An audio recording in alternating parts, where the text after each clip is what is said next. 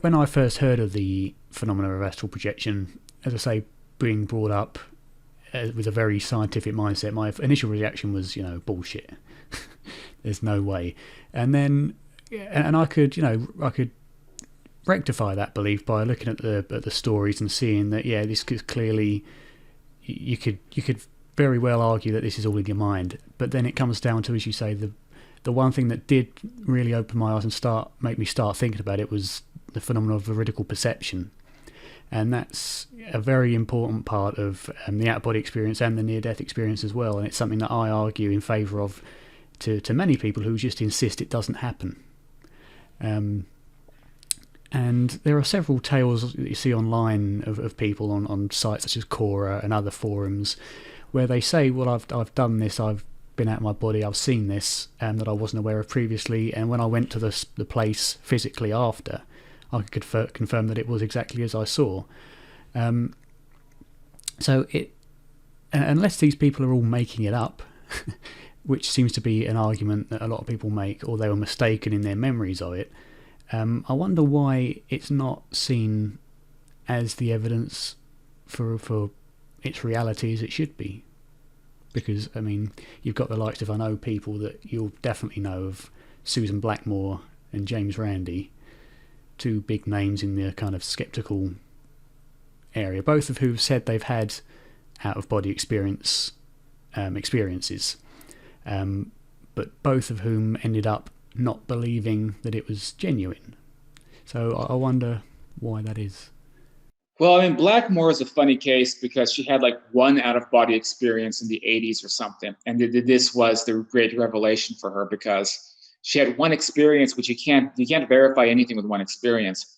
You have to have experiences all the time, every week, for years, as you begin to realize exactly what's going on, what you're capable of doing. So having one sensation of leaving your body, that kind of gets the ball rolling. So from what I understood about Susan Blackmore, so I don't remember the whole story that she wrote, but it had something to do. I think she was taking a lot of pot or something, and she had like LSD. One.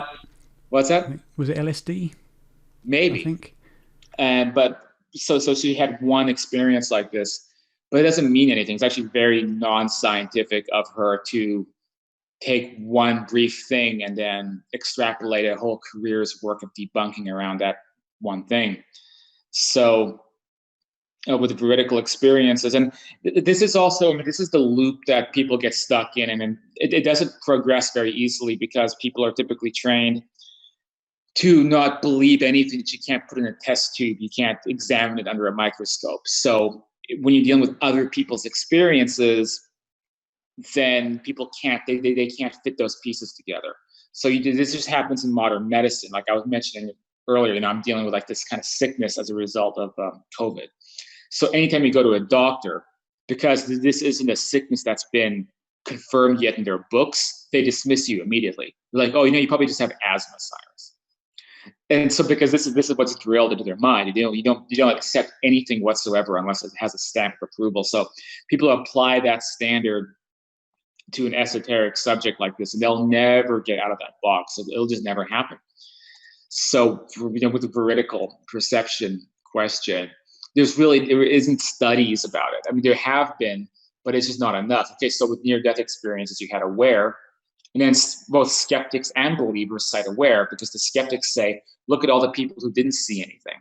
And then the believers say, look at the one case where somebody did see something. And the skeptics say, that was only one case. The believers say, well, it was only one case. White crow. Huh? White crow. That's a good point. But then the skeptics say, yeah, but they didn't identify the numbers set up in the operating room. And then the believers say, well, that case, they were inefficient in putting the numbers up. They didn't have number in the operating room for that one case. And so then becomes a battle about why didn't they see the numbers? You know, and then well, we have to throw this case out because they didn't put the numbers up on them on the operating theater at that time. So with no numbers, there's no experience. Yeah. So it just falls apart. My view of the Aware study, I mean, it's all, as you say, it's always quoted as being one of the 2 studies, Penny Sartori's as well, that didn't achieve positive results. They didn't see the targets. And you look at the study, and it was 2,000 people, I think, or thereabouts, 2,000 people. Of those 2,000 people, only one was well enough to be interviewed after having an apparent out-of-body experience. Now, yeah, he didn't see the target, but he did have an experience that could be verified later on. Whether it was the target or not doesn't really matter. It's whether the information was verifiable at a time when it certainly should not have been. And yes, you know, they say a lot, the target wasn't seen, but to me it's not important what the veridical perception was, as long as it was veridical and third-party verifiable, which it seems to have been. Yeah, he identified procedures being done that he wouldn't have known about. So as far as I remember from that study, that's what happened. And then you have the 70s out-of-body experiments with Miss Z. Was that Charles Tart, I think? Oh, yeah, Miss Z. Yeah, and Miss so Z, but that was, yep. Again, so also that was successful. They had numbers. So it was like this grad student girl. She was going out of her body. And then she was in fact identifying the stuff that Tart had set up in the lab. But then it becomes this chasing your tail skeptic debate again, because they say, well, maybe she saw the numbers when she was walking in because of the position. We had experts look at the position of the numbers, and if you stand at this exact angle in a certain way and kind of jump up, you can see maybe what the numbers were, blah, blah, blah, blah, blah. So then it becomes a debate about some minor hiccup in the experiment as opposed to marching forward or doing more experiments. It becomes a 40-year debate about how many centimeters above this or that numbers were placed. So that pretty much is what everything devolves into with this. And also, like, the anecdotal experiences then don't mean anything either. So it'll never go anywhere. I mean, I've done theoretical perception on a number of occasions in out-of-body states that I confirmed with roommates. So I mean, for me personally, I've done that. Now, how do you put that in a lab and monitor it? I mean, you can, but there's no saying, you know, maybe I'll have one out-of-body state a month where I leave my body in my bedroom and I'm able to float around the house and look at something. So that would mean, to put that in the lab and test it, I would need to be in a lab for a month with other people and things to identify in like a foolproof environment where I don't actually see any of the other things that are going on. And then there's no guarantee that month I might be too stressed and weirded out by living in a lab, and I won't be able to have an out-of-body experience, right?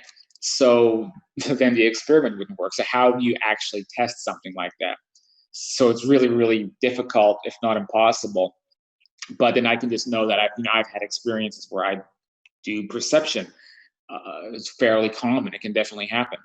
But if we're going to play the game having to keep the skeptics happy, then there's nothing you can really do to win that game. So, I mean, sometimes I debate with the skeptics on some of the forums. I used to do it a lot more, but I don't let that take up too much of my time, because it's just being stuck in the wheels of the mud, spinning the mud, and that just can go on forever. I mean, that's been going on for probably 100 years in this field, and there's no progressing past those debates. It never happens. But I can talk. I mean, I know I've done theoretical perception, so like I know that type of thing happens, and it happens in NDEs as well, and it happens in NDEs that are not in the laboratory studies, because that's when the vast amount of those experiences will happen. It'll happen from independent cases that occur, and there's a lot of those in like the literature, right? But those cases don't mean anything because it wasn't in a lab condition. So we're back to square one again. And these days, it's almost like I don't even have a lot of patience for that anymore, because it just wheels being stuck in the mud, basically. I mean, it must be frustrating having had these experiences and being able to confirm veridical perception yourself that, despite how honestly and how convincingly you tell the story, people will say, "Oh, it's anecdotal. You've probably remembered something wrong."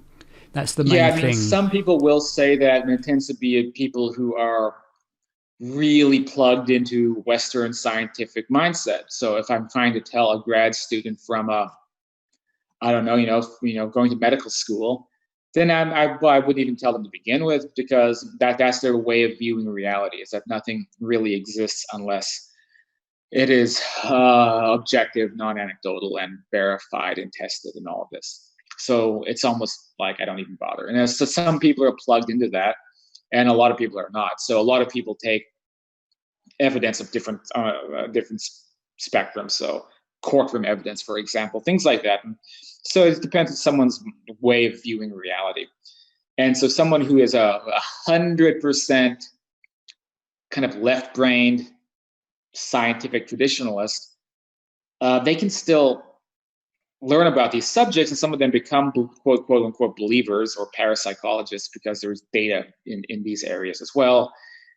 But you end up going into a lot of like psi studies, telekinesis, macro PK, things that, for example, University of Virginia or Dean Radin's work, things like that.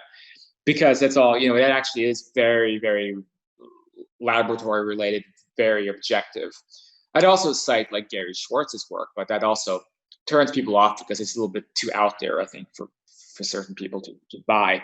But some people, they do end up going into kind of the parapsychology area of this. But that also, to me, is sort of like, it doesn't always lead to many things without some kind of a philosophical backbone, or being able to look at the big picture in some way. So you can say, okay, you can alter something with your mind, or here's evidence of the consciousness operating outside the mind, and that's great. But somebody may accept that and go into that field, and by also completely reject people's personal supernatural experiences. So they're not using insight, they're not connecting the dots to say, well, someone's having an experience like this, and we can see that this is happening, that we can observe in a lab, that people's minds seem to do things outside the brain. Maybe we can connect those pieces together, right? But a lot of people are not able to do that. So it just, again, doesn't actually lead anywhere. It becomes an interesting novelty, but there's no progress, or there's no development in what big picture is. So that is an issue, basically, that I see. Yeah.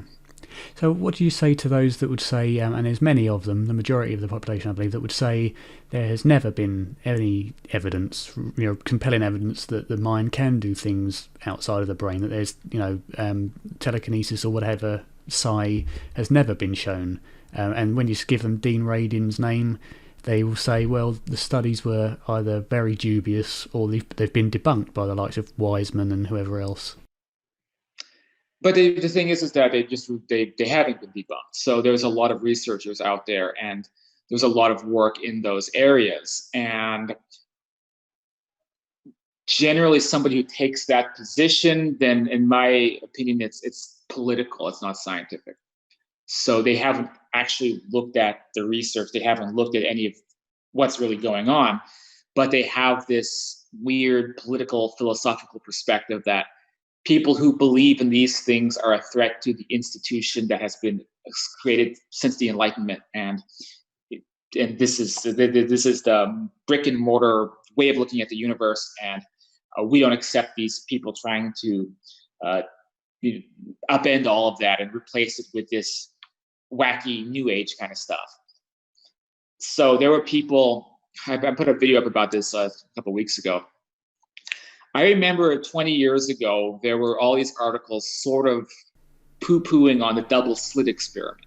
Yeah. And basically people saying, the double slit experiment, it's not really that a particle can be superpositional, or that the mind can influence where the position of structure of a quantum effect. The Copenhagen interpretation. Yeah. And they say it's not really like people think it is. This is it's more like this has to do with like data analysis. We're looking at the way that particles land on something, and you can look at it this way and measure it this way, and sometimes there's an incongruence that happens, and nothing will ever really come out of this. And so there were some of the names that I remember personally in the skeptic movements who were coming up with articles like quantum quackery, why people take these ideas too far, and it doesn't actually mean that there's anything magical or crazy happening. It's even Einstein didn't believe that spooky action at a distance was really going to happen or have any effect in the objective world. Now there's literal quantum computers being built trying to create a quantum internet using those principles in real time with technology, which will allow people to communicate from any span in the cosmos. So you could have a phone and call someone in a different galaxy, and then you'll have instant communication transfer. Yeah. And they actually have light speed. That technology literally exists now. They just haven't perfected some of the mechanics to allow it to work past a certain radius, but they're close to figuring that out. So people often forget, once there's the real technology that people are using that's phenomenal, that there is this whole phase of people saying it's impossible, never happen. So I can't take Wiseman seriously or Shermer seriously or any of these guys, because I think it's all politics to them. And I think that there's this weird little church of atheism that these guys go to, whether it's in their minds or literal meetups, I don't know, but this is their way of looking at the world. And they feel like it's their mission to try to prevent the non-materialist paradigm from happening, because they've convinced themselves that there is no non-materialist phenomena. And so when they say, oh, there's never been any evidence of psi, well, I mean, you can look at probably a bookstore of information to disprove that. And when you look at their arguments, it tends to become really sketchy. They'll say, well, this experiment is invalid because it was published to a paper that I didn't approve of. It's not in The Lancet, it's in whatever other journal or something like this. So they'll always, so they're taking the role of a prosecutor. They're not taking the role of a scientist, and they're trying to explain through different arguments why everything is not valid and why you should take their side. So it's a prosecutorial argument, but it's not objective. It's to me, it's very much political. And I just don't think that people like that. I mean, maybe in England it might be different. In the UK, I suppose that they still have a lot of relevance, but I just think that people in general, in this day and age, they don't really cling to those figureheads to tell them what's happening in reality. I don't think that James Randi has influence anymore, like maybe he did I mean, he's like 90% dead and he's like 200 years old. But besides that, I mean, I don't think he has any influence in our culture like he did in the 90s or anyone. I mean, I suppose anyone of that mentality. I think people in general are super interested in so-called paranormal subjects and super interested in how these things work. And many people have their own experiences and connect on the internet. So, the days of those guys determining what the conversation is, I don't see them as having really any influence. Now, then another factor is just that it doesn't sell. So TV shows love paranormal topics, and because people love paranormal topics, so coming in with the position that every single paranormal topic is not real, well, that's not really the friend of business at this point, because people want to discuss these things. Books want to sell, and TV shows want to be successful. And so again, who's going to bring on someone who just has an agenda and wants to discredit all of it? And so so that's a lot to digest, I guess. But those are my opinions. Yeah. So what do you think then from the experiences that you've had and the research you've done, what would you say is your kind of philosophical position on the way everything works on consciousness? For instance, there's generally three main ones that I can see, which is materialism, idealism, and panpsychism. They're the kind of the three main ones at the moment. Well, there's four. There's materialism, panpsychism, idealism, and dualism. And I would say I'm an idealist. So that seems to make the most sense to me. I think that everything is attributable to consciousness in a way, but this is a philosophical position. It's not a hard science position, but that gets more traction these days with a lot of these ideas of simulation. The world is a simulation. What does that actually mean? It doesn't mean what people think it means. It means that what we're looking at is something closer to computer code. The thing that's manifesting the code is consciousness of the observer who's turning that code into physical, tangible objects. And so that would mean that, like, if you're having a lucid dream and it's feels like a complete reality, and it's not an astral experience, you're creating it through your own mind, but you're using the same code, right? So if it's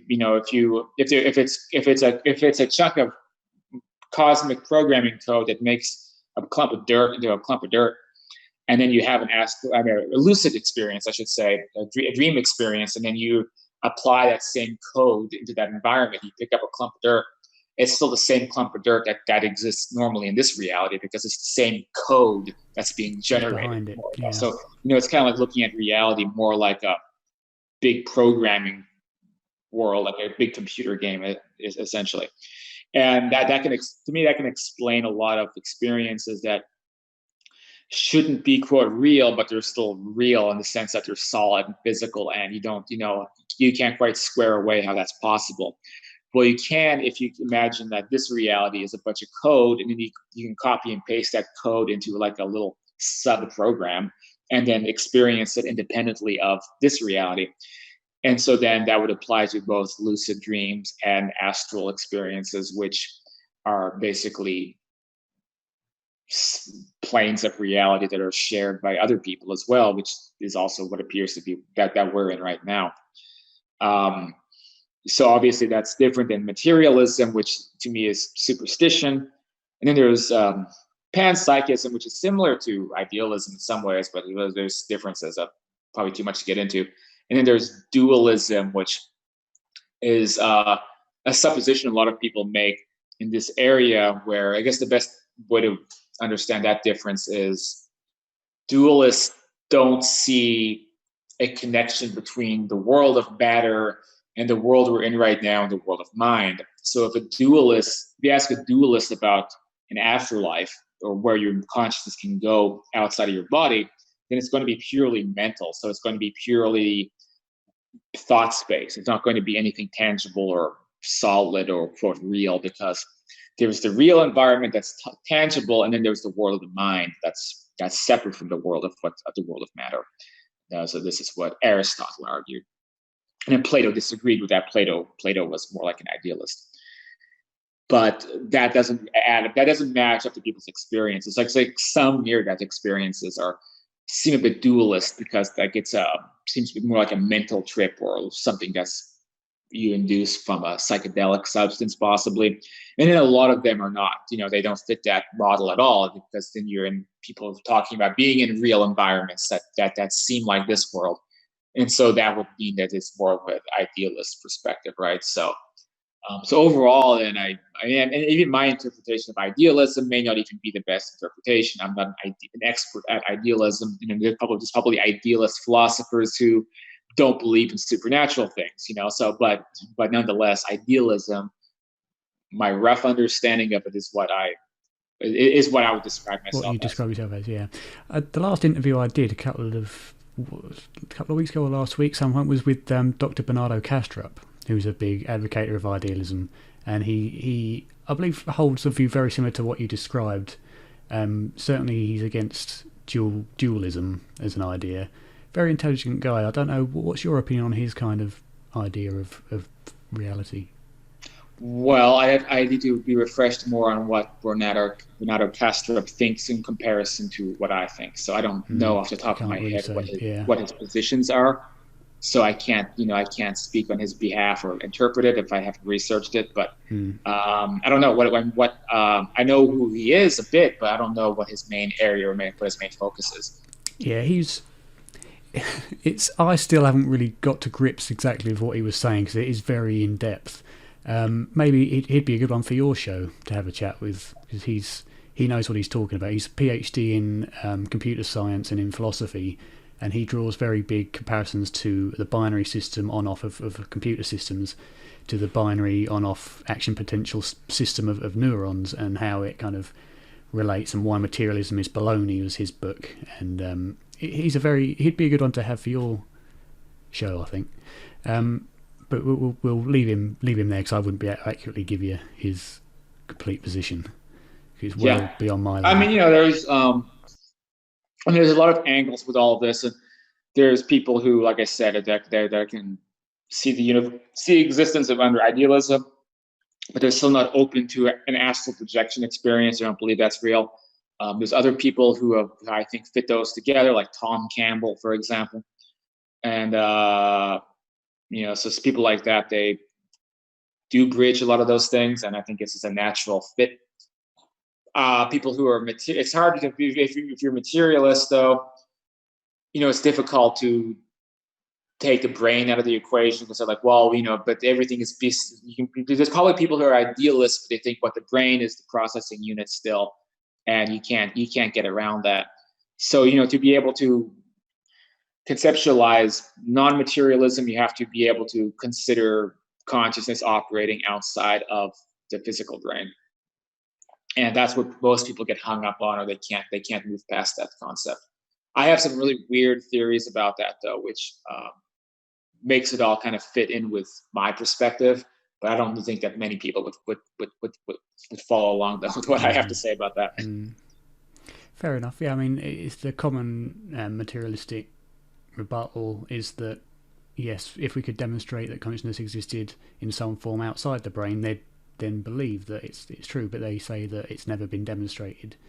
Well, I mean, we know that's wrong because of effects of macro PK, and for example, I also specifically talk about life after death. You have Gary Schwartz's experiments at the University of Arizona, and the only proper rebuttal I've seen is, well, he's not publishing them to a legitimate journal, because legit journals, they won't accept his work because it's too esoteric. So that's a catch-22. It's how is he supposed to put things in Lancet or Nature if they wouldn't accept his experiments anyway? But if you actually look at the experiments themselves, and I believe I had somebody working in that area on my show a few months ago.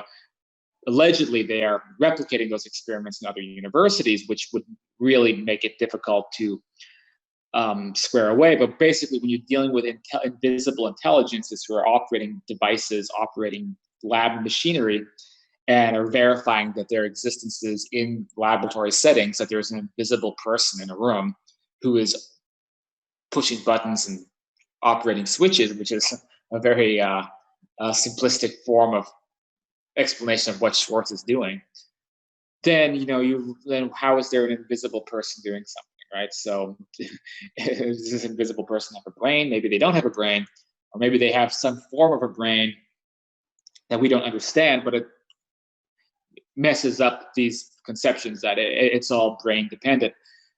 And then, of course, you can look at yogis, you can look at people who can perform amazing feats of mind over matter. Like Wim Hof is one guy, the Iceman, who can be in Arctic conditions, and he can maintain his body at any temperature it wants, basically. So, I mean, there's people who can do things that seem way beyond the scope of just the brain. And so, yeah, that's a whole different conversation, I guess. But yeah.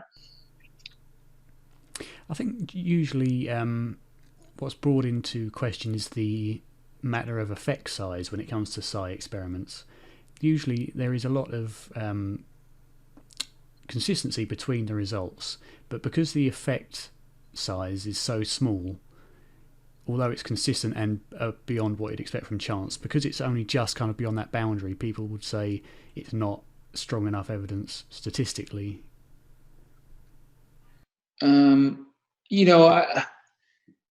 I don't. I mean, it'd be great to ask someone like Dean Radin, something like that. People who are constantly doing these experiments. I'm a bit skeptical that the effect size is always as small as they may be representing it to be.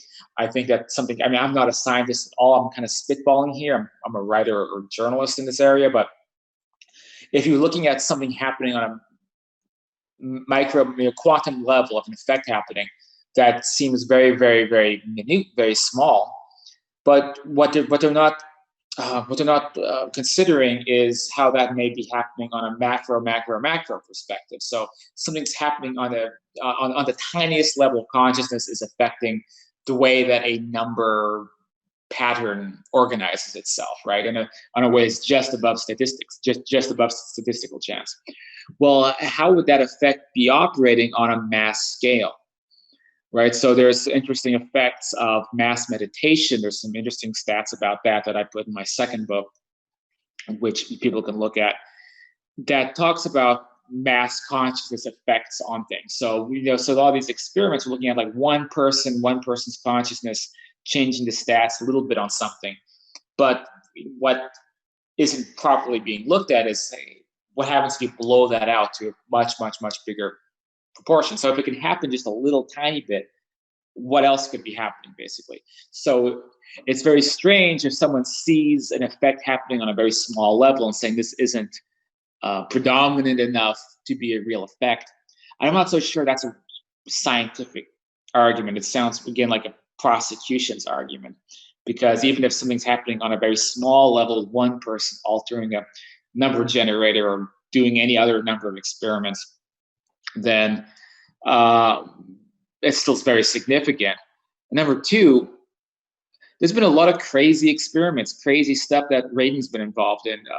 He has a whole section in one of his books, I remember, about basically like macro PK in the form of spoon bending, which was long ago debunked. But then he was attending groups that seem to have people who seem to have the ability to, right in front of others, alter the consistency of metal objects.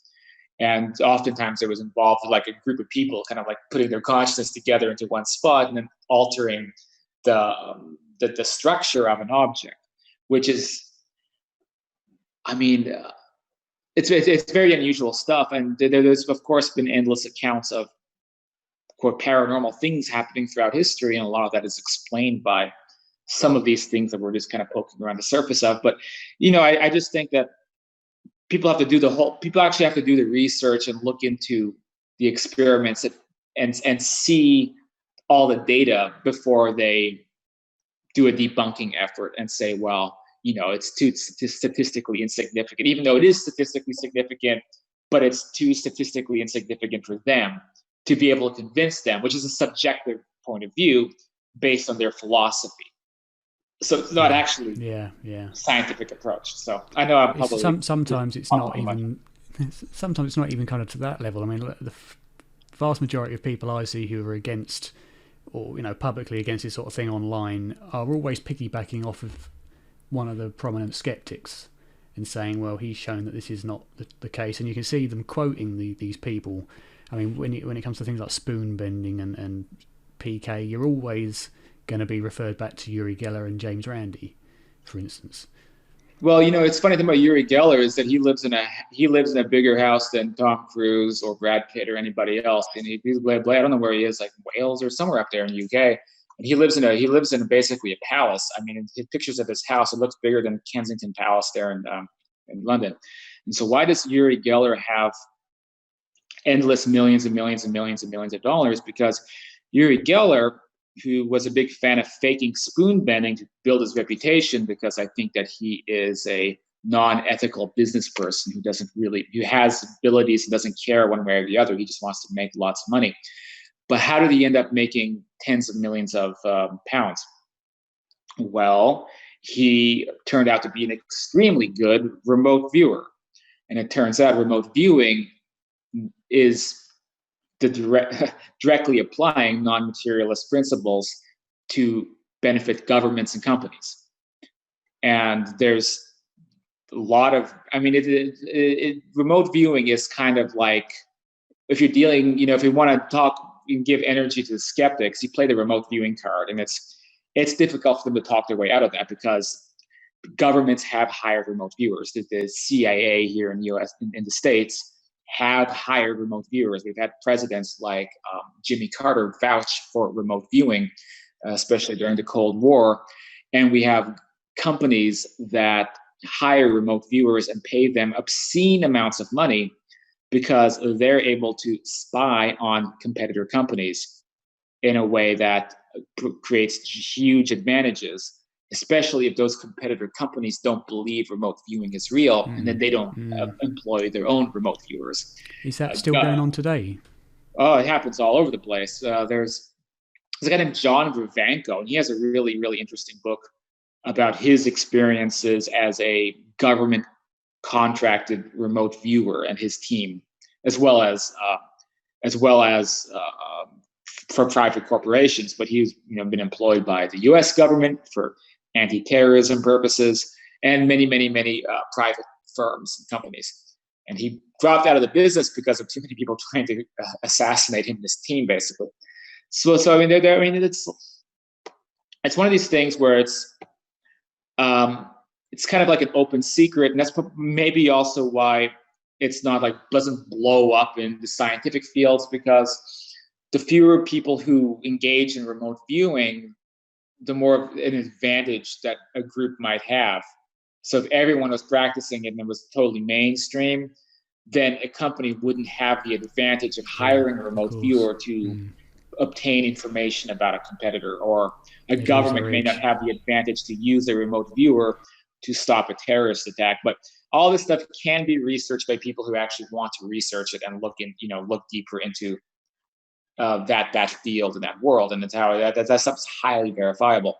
So if we want to still give energy to these skeptics, they don't really have a way to. They can try to talk their way out of the remote viewing subject, but again, look at Uri Geller's house. Who's giving him tens of millions of dollars, and why doesn't he publicize it very much or talk about it? He doesn't care. He's not out trying to prove it. He's trying to become the wealthiest guy in England because they give him loads of money on a clandestine private level to practice that skill. He could care less if James Randi debunked him spending spoons. If anything, that was an advantage, because again, the fewer the people who believe in some of these subjects, the more money he makes. Yeah, of course. So he could care less. So there's With remote viewing, many people know of the Project Stargate that took place was it the CIA? Yeah. And they will also tell you that it was shut down because it wasn't finding results. But this is a more BS narrative. So if you look into the people who, quote, shut it down, there were two names. One was, I'm forgetting, what was it? Trying to remember the name of the guy. I'd have to look it up. I don't have my notes on me. But I remember there was a man and a woman. The woman actually supported all the results, and then the skeptical guy.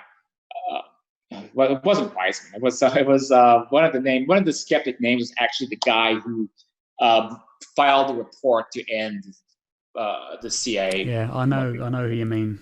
And anyway, and even he acknowledged remote viewing as working, but the issue being, what if someone gets something wrong or gets wrong information and causes a disaster in whatever the intelligence operation might be, or it's not reliable enough. But there was still a conflicting opinion about that, and it's one of these things where it's really, really narrow thinking to think that there was a public report about ending an operation, so let's all completely 100% believe that, and 100% believe that now the government isn't still doing it, despite the fact that there's remote viewers like Geller and many others, and people who come forward and have written books about it, who have still been hired by the US government or hired by other governments and have made millions of dollars doing so, right? So it's just kind of like basic critical thinking. So I'm worried some of these guys or debunkers, they're just missing a critical thinking circuit where they could just put a couple of pieces together and say, hey, look, obviously remote viewing is still going on. Here is all that research to show it. Just because a government that's studying a critical national security matter says something that maybe isn't true, it doesn't mean we should have to believe what that government says, because that's what governments do, especially dealing with national security matters, is they sometimes say things are not real to protect certain because interests. They have to. Yeah. Yeah, So that is non-controversial to me. But if you talk to the debunker skeptic, then they'll take that report that they closed Stargate, which again, it had real effects. Jimmy Carter is quoted talking about finding a crashed, I don't know, maybe a fighter jet. I don't remember, or trying to remember what it was. I think it was something. I think it was like a fighter jet or something in the Soviet Union that remote viewers were able to locate. So again, you just have to go into the research, and I don't give the energy to the skeptics. It's to go on the earlier point. It's wheels in the spinning mud. So the argument doesn't go anywhere, and there's no progress, and we're not getting close to the truth. So for me personally, yeah, they're there, and people still make them into a relevant thing, but I don't really care so much about what Wiseman thinks or what Shermer thinks. So we'll move on to the subject that kind of both of our channels is based on, and that's death. It started for me out of anxiety and depression, which caused a fear of death and a fear of never existing and never being aware for eternity. That was an idea that absolutely terrified me, and an idea I subscribed to, because I never had the interest in looking deeper into it. As a out-of-body experiencer yourself, I'm sure you have more direct access to this information as to what exactly our experiences will be disincarnate, if indeed there is such an experience. So do you believe then that the experiences that you have offer, at least you, personal proof of survival? Yeah, I mean, for me personally, it does. I think most people have to find their experiences to get their proof in that regard. But you can also find that proof by studying a lot of areas in this subject. Someone's referenced people to victorzamet.com, which is a 40 plus areas of researched evidence about life after death. But if you want to know more about what it actually consists of, you can have astral experiences and things like that, and you can glean information that way if someone gets really good at doing that. But a lot of it ties into after death communications with people, and that's the best way to prove an afterlife is by having experiences with dead people, and doing the astral work or the out of body work often facilitates those experiences to begin happening in people's lives, whereas they didn't happen before. So it's like when you activate that switch, you can start having experiences. Sometimes clairaudient experiences, I get those frequently, or actual visitation experiences with deceased people. If there's deceased people in your life who want to visit you, some people maybe they don't have that, but it's especially true when someone loses a parent or loses a sibling or a close friend, and then you start opening those switches up, you can, it's possible to start having experiences with them, and they can be attached to the out of body or astral phenomenon. So for me, it happens enough that, like last night, I had a clairaudient thing with my father, who passed away, as well as my mother. And sometimes, often for me, it's as normal as a phone call. And in this case, I was basically telling my father, it's like, hey, I'm kind of suffering down here. I got this sickness, there's this horrible pandemic going. If anyone has anything they can give or some kind of healing energy, send it my way. My father was very concerned about this. But that was a conversation I was having with him like last night in a pseudo astral out of body state, kind of lying on my bed and going into that state of consciousness, and then finding that I was getting kind of like a Skype call from my deceased parent. And that to me, that is fairly common with me. So it's not unusual if that type of thing happens. And it's ultimately, if you have to look at things on a strictly scientific perspective, and we're looking at different universes. And so this is Stephen Hawking talked a lot about this before his death. He talked about people's reports with so-called shadow people. He's theorizing, like, are there shadow people? Are these remnants or images or apparitions of other people living in a higher dimension, higher spectrum that we don't quite have access to? And this was actually all in the paper that Hawking wrote. I don't know how long before his passing. You can actually just Google Stephen Hawking shadow people. So, so some very smart people were speculating about this anyway, but that's how it all fits together ultimately is you call your consciousness existing on different levels all over the place. So it doesn't matter if you have a physical brain here, that's the arbiter of your experiences here, because you actually exist in all these different levels. So if you die here, you just shift awareness to a different level that you may have already been existing on previously. but weren't aware And of. so that is what the afterlife is. And though these different levels are different levels of the programming, different parts of the code. And so really it takes studying after death contact, after death contact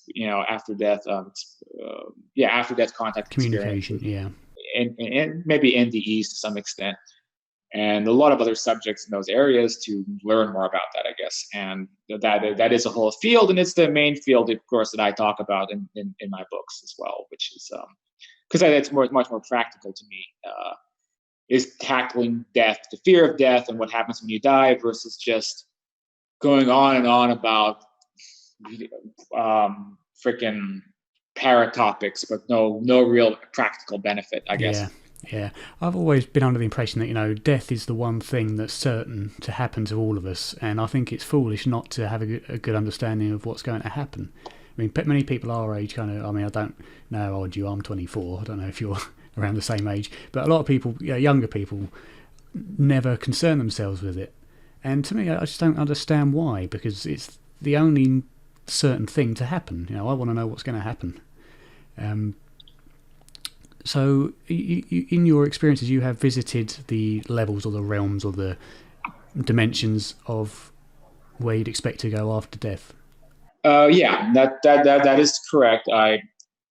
Excuse me, for lack of a better term, I mean, that's typically an astral experience. Maybe not always, but typically you're in a realm that is populated by either people from this world who are dually located here and there, or people from this world who have died.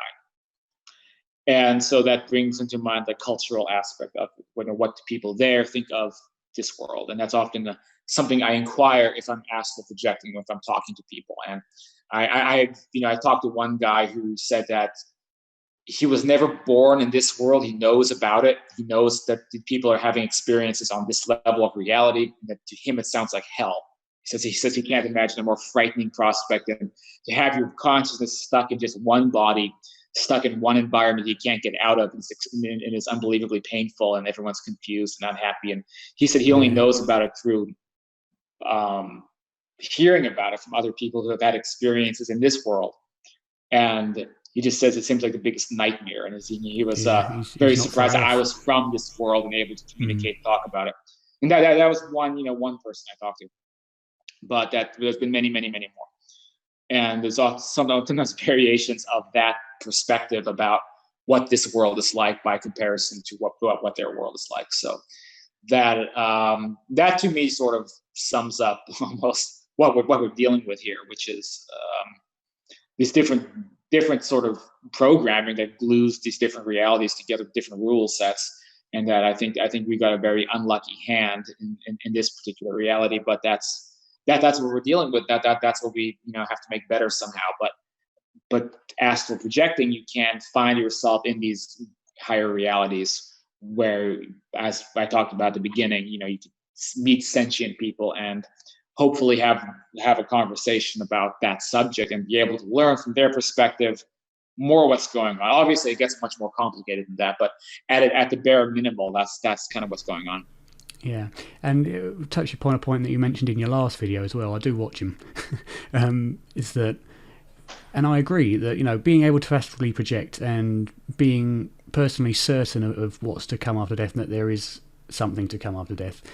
As you said, a lot of people would be concerned that would mean, well, a lot of people would then want to commit suicide and leave this life. But to me, that would make my life a lot more meaningful, and it'd be more encouragement for me to continue, because I believe we're here to learn, and it's not a nice place to be, but it's an important one. And it encouraged me that I can keep going because I know there's something more, not trying to escape it. Yeah, I mean, I think 8 out of 10 people, it would greatly benefit them. Maybe 2 out of 10 people, it would give them some excuse to maybe take their lives. And so it's one of these ethical questions. I don't feel like it's something that would be a detriment to society at all. But there's some people who feel differently and feel it would be a detriment. And when you go into spirit communication, communicating with people on that side, you learn that that is something that they're afraid of. They're afraid of overselling it, and they're afraid of people getting too excited about their side because they don't want to interrupt why we're here. So spirit communication is a very weird field. And if you approach it critically and you find patterns of things that they try to say to us and things that what I find interesting is the things they don't want to talk about, because there's patterns of things that, if you're communicating with that side in some way, and there's many, many ways that people do it or have done it. Obviously, the most direct is an after-death contact or an astral experience where you can look at someone face to face and talk to them. But, there's things that they're hesitant to talk about, things that they don't want to reveal. And I think a lot of that comes down to that issue, because they're like, they don't want to say how much better it is, because I think they're just scared that it's going to lead to suicides. But I don't know. I don't think that really happens. Like you said, I think that it has the opposite effect. I think if people learn about an afterlife, then it creates a sense of meaning in their lives, which tends to get stomped on by a lack of spiritual foundation in people's lives. Yeah. So people need that spiritual foundation, I think. And I think the determining factor would be whether someone has the urge to, on hearing the information, whether they'd instantly want out of this place, or whether they'd use that as a cue to instead of trying to leave it as soon as possible, but to understand why it's important that they're here, and to understand why they are here as opposed to over there, which is more the way I'd be inclined to go. Yeah, and I think that has to do with maturity too of the person. And so I think somebody who has a more mature perspective will see it that way, and they will make the right decisions. They're not going to try to exit because they hear that something is better. But some people, they may be in a certain state of mind where maybe they're looking for an excuse to say, well, now nothing's holding me back. But other people, though, they want to exit. I don't want to make YouTube angry by saying certain words, but they don't want to. They want to exit this world because they don't want to exist anymore. So they don't. A lot of people don't believe in an afterlife, and they're looking to disappear, and they do. I mean, the thing was, I was at that stage when I was 16, and I was very close. But the fear of death kind of stopped me from doing it. But now, 12, how old am I now? 8 or 9 years later, looking back, that was a really tough time, and it was horrible to experience. But I wouldn't now change that experience for anything, because the benefit that's caused me being there and having recovered from it, it's taught me a hell of a lot more than anything else I've ever experienced. And that's kind of the realization, isn't it? Is going through life on Earth is tough, but ultimately it will be a huge benefit in the long term. Yeah, and I think that is the big point. And it's I sometimes wonder if people in these afterlife, whatever you want to call higher dimensions, if they don't get a bit spoiled or out of touch with what matters, on like their self-development or growth, because maybe there's not as many like in-your-face challenges, right, that happen to people in places where the physical rules are a little bit more flexible, right? So so if you're in an environment where it's more flexible, then it's harder for things to directly happen to you, right? So here you can get hit by a sickness. And so I've been obviously dealing with a sickness for like 7 months, but it's done a lot to change my appreciations and discipline and focus on my health and things that if or when I'm finally cleared of this, which I think is happening slowly, my life will suddenly be on a new level of, I guess, health and fitness and maturity and understanding and appreciation, like all these things. It would have gone up a gear. Yeah. So, then I'm going to look back and be like, boy, I'm so happy I got COVID, and I'm so happy that I got a chronic sickness out of it, because my life is so much better now. So that's the weird stuff that happens to people, and it seems to be connected to this type of reality, and it may explain a lot of things. But that being said, you learn those things, and then, I think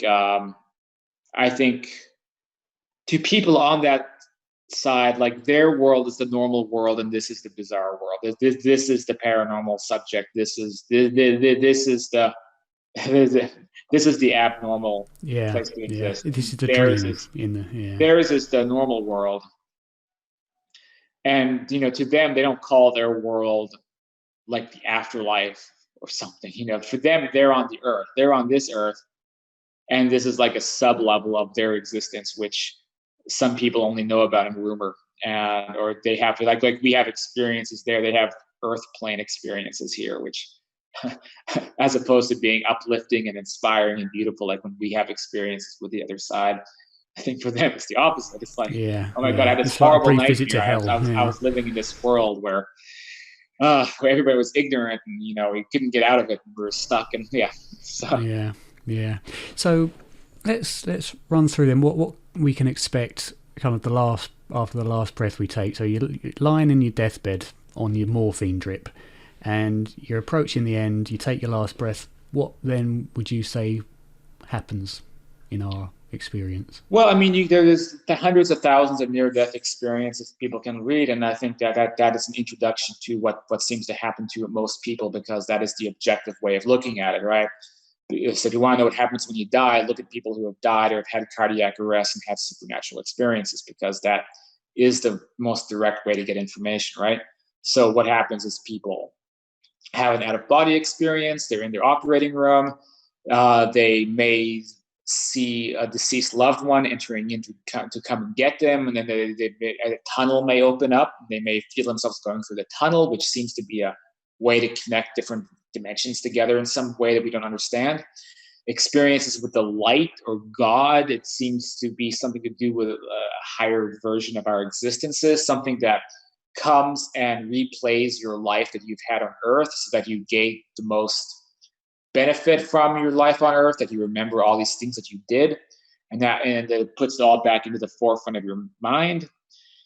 And then from there, it's a transition to some other dimension, other reality.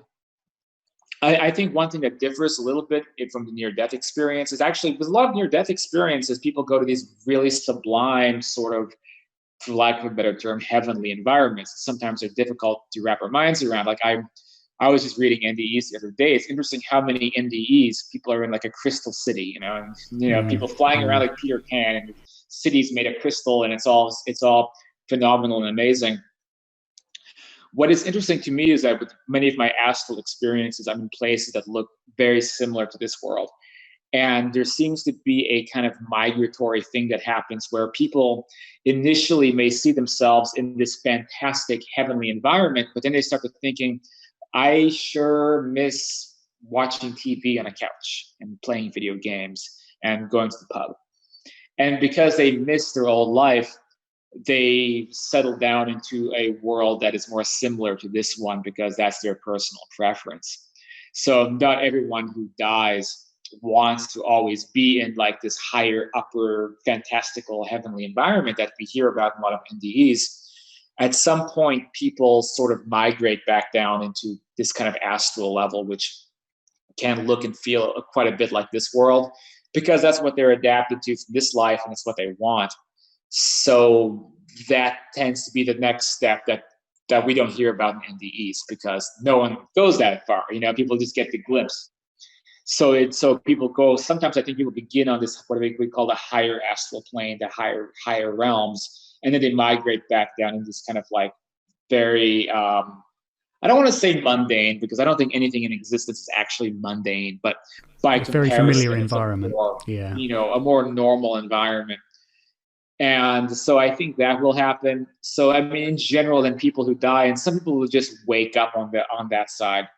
So your consciousness will phase out here, maybe before cardiac arrest. You could be in a hospital, and before you actually quote die, your consciousness is already bilocating, and it's on that side. A lot of people who are dying in a hospital, they're talking to people who aren't there, or talking about things happening and saying, "Oh, this is great," because they're not really there in that body anymore. Just a little bit coming and going, and so you may be appearing on that side, meeting with people, and getting adjusted while you're still partially conscious in this body.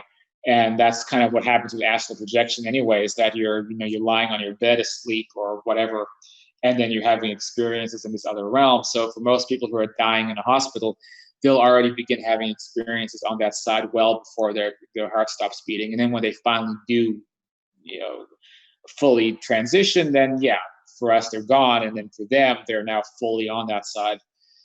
So it's going to be some variant of that process, I think, for most people. And there may be exceptions. There may be different types of experiences or very strange or peculiar things that happen to people. But for a lot of people, it seems to be that this is what happens. And then there's a lot of things that happen after that fact, which are more complicated concerning what goes on with our life on that side, and what things we have to adjust to and what things are different. But that's probably a whole different conversation for a different day.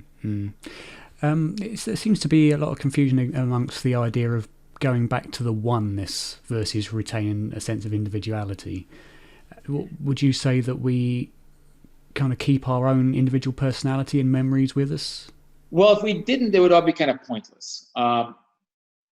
There's Eastern religious concepts, and if you ask Deepak Chopra, for example, you just die, you merge with oneness, and that's it. That's the end of the story. But this isn't really based on evidence, right? It's based upon philosophy. It's based upon some level of wishful thinking. Some people want a variation of that to happen. And if you read NDEs, people have experiences of that happening, but it doesn't mean that that's what afterlife is, right? So you can have experiences of connecting with oneness, or having a samadhi type of experience, or high level meditation experience, or dying and then having a higher celestial experience happening where you connect with everything. These are experiences, part of our consciousness that happens to us, but that doesn't have anything to do with what you're actually doing in an afterlife. These are events that happen to people. Like, it can happen in this world, and it can happen in that world, and it often happens at death as well. For some people, they have that experience, but the experience eventually ends, and then you have to figure out, well, what are you going to do next? So you have that mystical experience, and then what's the next step? Where do we go after that? So it's kind of a short-sighted position when people say that's all the afterlife is you merge with oneness. It actually goes back again to dualism, right? Because you're saying that only one type of physical or real or tangible or structured reality can exist. Everything else has to be something that's of the mind. So it's the same dualist concept coming up again, because the idea is that, if you merge with a higher entity, and it's a mental experience, and then you're no longer who you are, and then you're disconnected from the one tangible reality, which is this plane of existence. But I don't agree with that. Because again, that's dualism, and it's a very narrow perspective. But many people do believe in this, and good for them, but it's not what I believe. No. So is it true in your experience, what many claim as well, that in the afterlife realms, the mind is a lot more influential over the environment? So in a way, it's kind of like an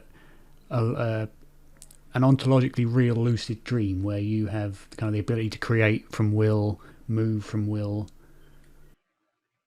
Yeah, that is correct. But one difference is that the lucid dream, you have full free reign to do whatever you want. In astral state, you're affecting other people. So if you make a pink elephant in someone's yard, you may be forcibly removed by some kind of version of astral law enforcement. So it's a big difference there, because you can do that.